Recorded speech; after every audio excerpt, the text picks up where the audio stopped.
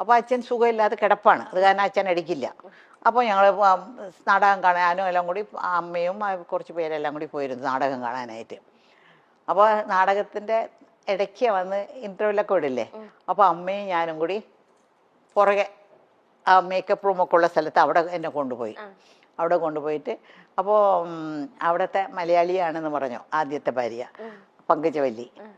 അപ്പോൾ അങ്ങേരോട് അമ്മ പറഞ്ഞു, ആ അമ്മയോട് പറഞ്ഞു, ഇങ്ങനെ എൻ്റെ മോളാണ്, ഇപ്പോൾ ഞങ്ങൾക്ക് കുറച്ച് പ്രശ്നങ്ങൾ. അമ്മ അവർ അങ്ങോട്ടും ഇങ്ങോട്ടും സംസാരിച്ചപ്പോൾ ഇവർ രണ്ടുപേരും ഒരേ നാട്ടുകാരാണ്, ഒരേ സ്ഥലത്തുള്ള ആൾക്കാരാണ്. അപ്പോൾ വളരെ അടുത്തവർ. അപ്പോൾ അമ്മ പറഞ്ഞു, ഞങ്ങൾക്ക് പ്രശ്നങ്ങളാണ്, ഈ കൊച്ചേ ഉള്ളോ, ഇതിനെ അഭിനയിക്കാൻ വിടുന്നുണ്ട് എനിക്ക് എന്നൊക്കെ പറഞ്ഞു.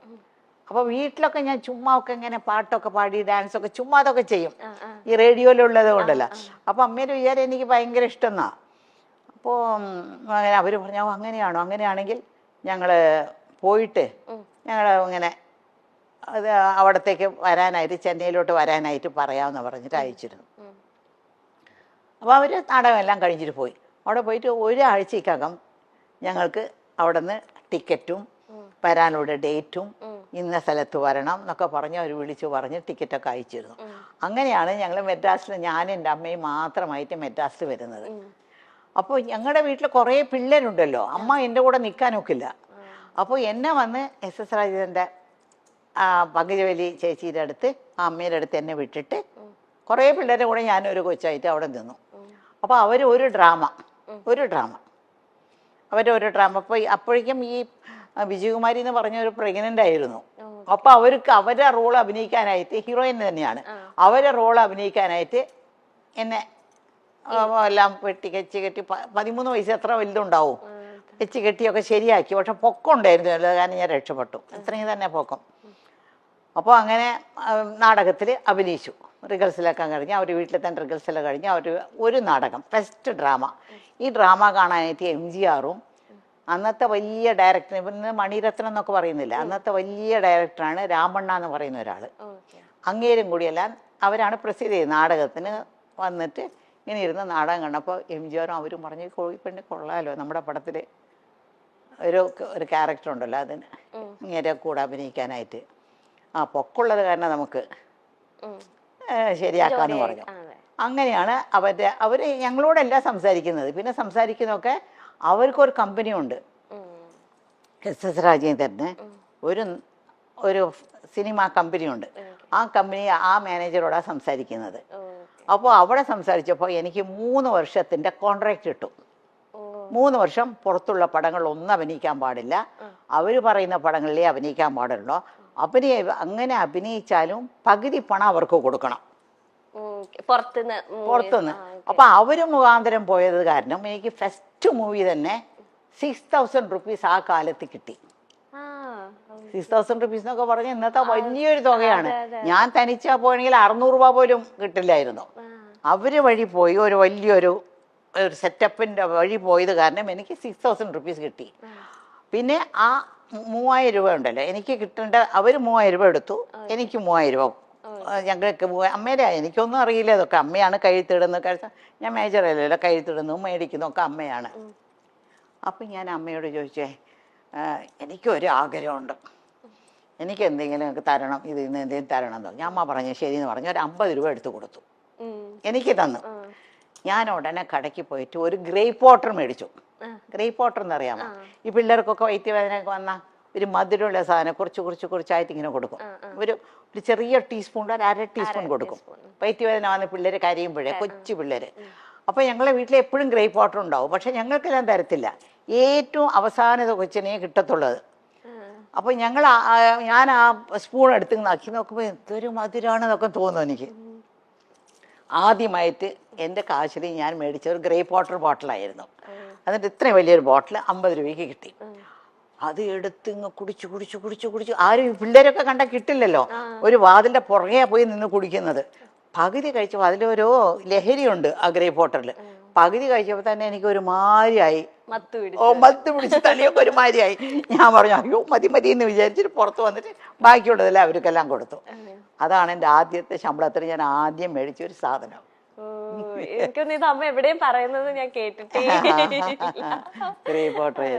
ഇപ്പം അമ്മ പറഞ്ഞു ചെന്നൈയിലേക്ക് അമ്മേനെ ആ ഒരു ചേച്ചിയുടെ അടുത്ത് ആക്കിയിട്ട് അമ്മ പോയി. അപ്പം 13 വയസ്സേ ഉള്ളൂ. അപ്പം അമ്മയ്ക്ക് ഇങ്ങനെ ഒറ്റപ്പെടൽ ഇങ്ങനെ അനുഭവിച്ചോ? ഒരു പുതിയ സ്ഥലം ഒറ്റപ്പെടൽ അനുഭവിച്ചില്ല. കാരണം ഞാൻ പോയി താമസിക്കുന്നത് പങ്കുചക്കാരെ വീട്ടില്. അവിടെ അവർക്കും കുറേ പിള്ളേരുണ്ട്. ഇന്ന് വരെയ്ക്കും അവരൊക്കെ എൻ്റെ ഭയങ്കര ക്ലോസ് ആണ് അവരെല്ലാം. അവർ 4 ആമക്കളും ഒരു പെണ്ണും. പിന്നെ അവരുടെ ഫാമിലിയിൽ ഒരു ചാക്ക് അരി എന്ന് പറഞ്ഞാൽ അന്നൊക്കെ 100 കിലോ ആണ്. ആ ഒരു ചാക്ക് അരിയാണ് അവർ വീട്ടിൽ ദിവസം ഉണ്ടാക്കുന്നത്.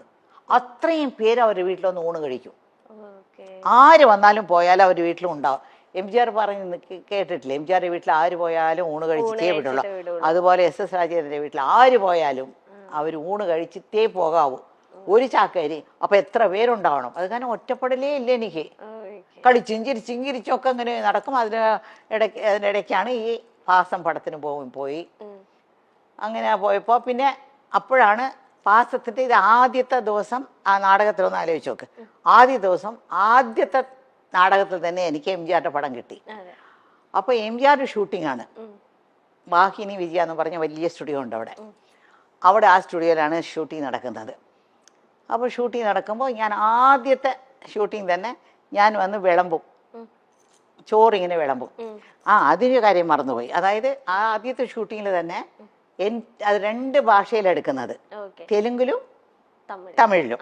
ഇപ്പോൾ ഒക്കെ ഒരു പടം ഇപ്പോൾ മണിച്ചിത്രത്താഴ് എടുത്തുകൂടെ നല്ലതുപോലെ ഓടിയ പിന്നെയാണ് അവിടെ മുത്തു എന്ന് പറഞ്ഞെടുത്തത്. അത് വേറെ ദിവസം നല്ല ഓടിയ. അത് അന്നത്തെ അങ്ങനെയല്ല. NTR എന്ന് പറഞ്ഞാൽ അവിടുത്തെ ഏറ്റവും വലിയ തെലുങ്കിലെ ഹീറോ ആണ്. MGR ഇവിടെ തമിഴ്നാട്ടിലെ വലിയ ഹീറോ ആണ്. NTRന്റെ പേരായിട്ട് ശാരദ, നമ്മുടെ ശാരദയല്ലേ, ആ ശാരദയും ഞാൻ MGRന്റെ പേരായിട്ട്. ഇപ്പോൾ ആദ്യം ഒരു ഷോട്ട് ഞാൻ അഭിനയിച്ച് പോയിട്ട് കഴിഞ്ഞ പിന്നെ ഞാനും MGR വന്നിരിക്കും. ആ ലൈറ്റപ്പ് ഇങ്ങനെ 2 പേരും, ആ ലൈറ്റപ്പിൽ തന്നെ അവർ 2 പേരും അഭിനയിക്കും.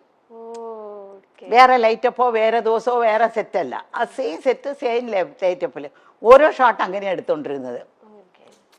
എൻ്റെ ആദ്യത്തെ ഷോട്ട് എന്ന് വെച്ചാൽ MGRക്ക് ഞാൻ ചോറിങ്ങനെ വിളമ്പിയോണ്ട അങ്ങേരെ ഒരു ചോറെടുത്ത് എൻ്റെ വായിൽ ഇങ്ങനെ വെച്ച് കൊടുക്കും. ഫസ്റ്റ് ഷോട്ട് അതാണ്. എൻ്റെ ജീവിതത്തിലെ ആദ്യത്തെ ഷോട്ടാണത്. അപ്പോൾ അത് അടുത്ത സെറ്റില് ഭാസ്കര മാസ്റ്റർ ഭാഗ്യജാതകം ഒരു പടം തുടങ്ങി. അപ്പോൾ സത്യ സാറും ഉണ്ട് അവിടെ. അപ്പോൾ ഭാസ്കര മാസ്റ്റർ സത്യ സാറുടെ അടുത്ത സെറ്റിൽ ഒരു മലയാളി പെണ്ണ് അഭിനയിക്കുന്നുണ്ടെന്ന് പറഞ്ഞു. അത് തമിഴ് വരാതെ ഒരുപാട് പാടുപെടുന്നുണ്ട്.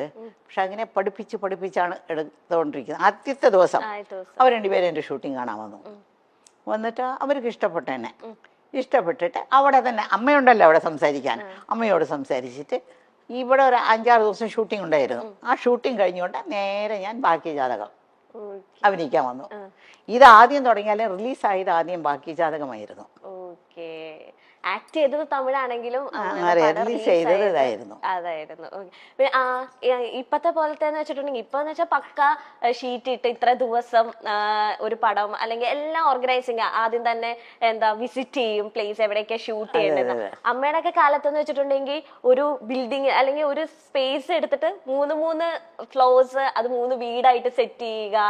അപ്പൊ ഒരു ഫ്ലോറിൽ നിന്ന് അടുത്ത ഫ്ലോറിലേക്ക് പോകുന്നത് അടുത്ത പടമാണ്. ആ ഫ്ലോറിലല്ല, ഈ സ്റ്റുഡിയോ അടുത്ത സ്റ്റുഡിയോ അല്ല, ഈ ഫ്ലോറിൽ നിന്ന് വേറെ ഫ്ലോർ, അവിടെ നടന്ന് കുറച്ച് അങ്ങോട്ട് പോകണം.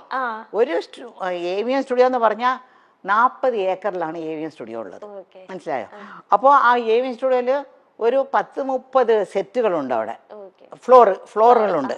അപ്പൊ ഈ ഫ്ലോറിൽ നിന്ന് നടന്നിപ്പോ നിങ്ങളുടെ ഇവിടെ നിന്ന് ഇറങ്ങിയില്ലേ, അടുത്ത ഫ്ലോറിലേക്ക് പോകണം. അവിടെയാണ് തെലുങ്ക്, തമിഴ്, കന്നഡം, ഹിന്ദി എല്ലാ പടങ്ങളുടെ ഷൂട്ടിങ്ങിന് മാറി എല്ലാവരും മാറി എടുക്കും.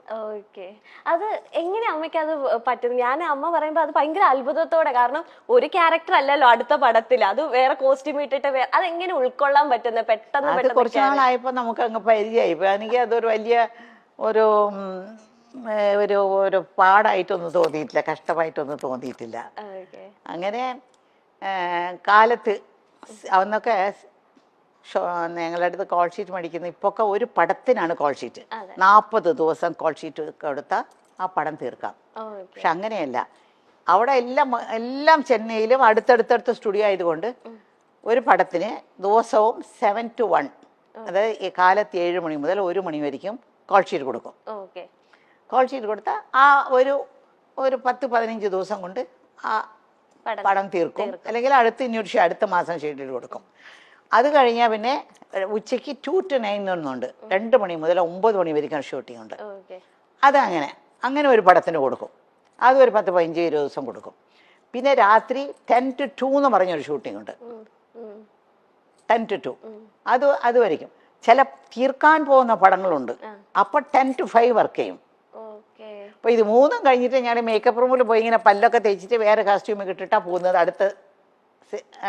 അടുത്ത ഇത് തന്നെ പിറ്റേ ദിവസം 7 to 1 പോകുന്നത്. അപ്പൊ ഒരു ദിവസം മൊത്തം 4 പടമൊക്കെ അഭിനയിച്ചിട്ടുണ്ട്. ഒരു ദിവസം 4 പടം. ഇപ്പൊ രാവിലെ നോക്കിയാ ഷീലാമ്മ, ഞങ്ങൾ അന്ന് നസീർ സാറിന്റെ നായികയായി കാണുമ്പോഴും ഇപ്പൊ കെന്ന ഷോയിൽ വന്നിരിക്കുമ്പോഴും സൗന്ദര്യത്തിന്റെ കാര്യത്തിൽ ഷീലാമ്മയെ കടത്തിവെട്ടാൻ ഇവിടുത്തെ ഒരു നായിക നടിക്കും സാധിക്കില്ല. എന്താണ് ഷീലാമ്മയുടെ ഈ സൗന്ദര്യ രഹസ്യം? അയ്യോ, ഇതെന്തോന്നാ ചോദ്യം? ഇത് എല്ലാ നടികളോടും നിങ്ങൾ ചോദിക്കുന്ന ചോദ്യമല്ലേ? വേറെ പുതിയതായിട്ട് വല്ലതും ചോദിക്കൂ. എനിക്കത് അന്ന് നല്ല സൗന്ദര്യമൊന്നും ഇപ്പോഴില്ലെന്ന് എനിക്ക് നല്ലപോലെ അറിയാം. ഓർഡിനറി ഒരു സ്ത്രീ, ഈ പ്രായത്തിന് ഒത്ത ഒരു സ്ത്രീ ആയിട്ട് ഞാൻ എന്നെ കാണുന്നുള്ളൂ. പക്ഷെ ഞാൻ ആദ്യമായിട്ടാണ് ഷീലാമ്മനെ നേരിട്ട് കാണുന്നത്. ഞാനിങ്ങനെ ഇന്റർവ്യൂസ് അല്ലെങ്കിൽ നമ്മൾ ടിവിയിലൂടെ മൊബൈൽ ഫോൺസിലൂടെ ഒക്കെ ആണല്ലോ ഇന്റർവ്യൂസ് ഒക്കെ കണ്ടിട്ടുള്ളൂ. അപ്പം ഞാനപ്പോ ഓർക്കാം, അമ്മ ഇപ്പൊ നല്ല സുന്ദരമായിട്ടിരിക്കും, അപ്പൊ ആ കാലത്ത് എന്ത് ഭംഗിയായിരിക്കും. നമുക്ക് ആ കാലത്തിൽ അമ്മേനെ നേരിട്ട് കാണാനൊന്നും സാധിച്ചിട്ടില്ലല്ലോ, അപ്പൊ എന്ത് ഭംഗിയായിരിക്കും എന്ന് ഞാനിങ്ങനെ ആലോചിക്കുകയായിരുന്നു. അമ്മ എന്തെങ്കിലും ഡയറ്റോ അങ്ങനെ എന്തെങ്കിലുമൊക്കെ ഫോളോ ചെയ്യുന്നുണ്ട് ഇപ്പം? അതെ, ഞാൻ പറയട്ടെ, സിനിമയിൽ വന്ന് 10-20 കൊല്ലം കഴിഞ്ഞിട്ടാണ് ഞാൻ അഭിനയം നിർത്തിയിട്ട് ഞാൻ ഊട്ടിയിൽ പോയി, പിന്നെ മകന് വേണ്ടി പോയത്. ഈ 10-20 കൊല്ലം വരയ്ക്കും ഞാൻ അഭിനയിച്ചുകൊണ്ടിരുന്ന കാലം വരയ്ക്കും ഫേഷ്യൽ എന്ന് പറയുന്ന സാധനം എനിക്ക് അറിയില്ല. അറിഞ്ഞെങ്കിൽ ചെയ്തേനെ. അന്നൊന്നും ഇല്ല, ഫേഷ്യലൊന്നും ഇല്ല. ഇപ്പൊ ഫേഷ്യൽ ചെയ്താൽ ഭംഗി വരും, ഫേഷ്യൽ ചെയ്താൽ അത് കുറഞ്ഞ അതൊക്കെ ചുമ്മാ ഒരു ഫ്രഷ്നെസ് കിട്ടും. ഫേഷ്യൽ ചെയ്ത ഒരു ഫ്രഷ് ആയിരിക്കും. ഒരു കല്യാണ പെണ്ണ്, ഇപ്പോൾ കല്യാണ പെണ്ണിൻ്റെ അമ്മയും കല്യാണ പെണ്ണിൻ്റെ അച്ഛനും എല്ലാവരും ഫേഷ്യൽ ചെയ്ത് എന്തൊക്കെയോ മുഖത്തൊക്കെ ഇട്ടിട്ട് അങ്ങനെയല്ലേ. പക്ഷേ ഞങ്ങൾക്കൊന്നും ആ കാലത്ത് അത് ഇല്ല. ഇരുന്നെങ്കിൽ ചെയ്യുമായിരുന്നു. അതെനിക്കറിയില്ല, ആ സമയത്തൊന്നും ഞങ്ങൾ ചെയ്തില്ല. സിനിമയൊക്കെ അഭിനയിച്ച് വീട്ടിൽ ചുമ്മാതിരിക്കുമ്പോൾ വേറെ ജോലിയൊന്നും ഇല്ലാതിരിക്കുമ്പോൾ ഇവരൊക്കെ കൂട്ടുകാരികളെല്ലാം ഫേഷ്യൽ ചെയ്യാനായിട്ട് ബ്യൂട്ടി പാർലർ പോകുന്നുണ്ടോ, എന്നാൽ നമുക്ക് സുന്ദരിയാവാന്ന് പറഞ്ഞ് പോയി ചെയ്തിട്ടുണ്ട്. വീട്ടിലത്തെ പൊടിക്കൈകളൊക്കെ അമ്മ ട്രൈ ചെയ്യാറുണ്ടോ? മഞ്ഞള്, നമ്മളൊക്കെ ചേർന്ന് മഞ്ഞൾ അരച്ച് വെക്കുക, കടലമാവ് ഇടുക, അങ്ങനെ അതൊന്നും ഞാൻ ചെയ്യാം. അതൊന്നും എന്നെ കൊണ്ട് വയ്യ. അത്രയും ക്ഷമയൊന്നും എനിക്കില്ല.